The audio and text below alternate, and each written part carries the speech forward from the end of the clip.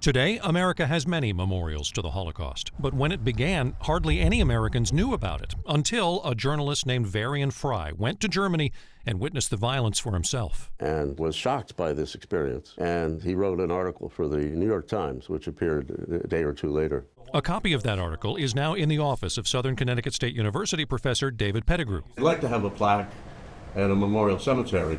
He teaches a course on Holocaust history and says Varian Fry's reporting was only the beginning. He later wrote in his book that he resolved at that moment, to do anything he could to save even one life. Fry joined a group called the Emergency Rescue Committee. He went to Marseille in southern France on a mission to save Jews, artists, and intellectuals before they were sent to Nazi concentration camps.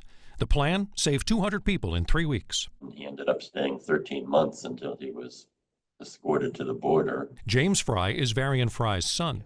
And he helped orchestrate the escape of about 1,500 or so people. Among at least 1,500 saved, painter Marc Chagall, writer Hannah Arendt, and modern artist Marcel Duchamp. Fry smuggled them any way he could, often with forged documents. Eventually, he was kicked out and came back to the U.S. in 1941. He kept writing, including a book. Surrender on Demand is what those fleeing the Nazis were ordered to do in France. But still, few remembered what he had done as he lived out his life in Connecticut. He was teaching at Joel Barlow High School when he died in relative anonymity.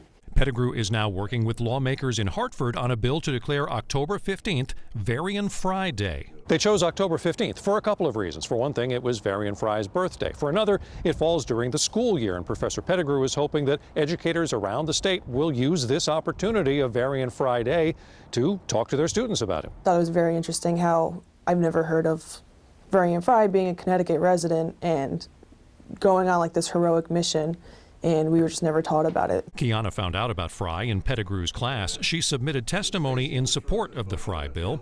Other countries and some museums have honored Fry's work, but Pettigrew says today we could use a role model who took a stand against the Nazis. And you could say stand against hate in all of its form, including racism or Islamophobia. He uprooted his life and headed right toward the danger zone and put himself in the thick of it to save hundreds of people.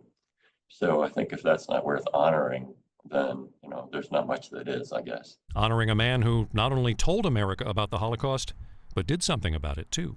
In New Haven, I'm Kent Pierce, News 8.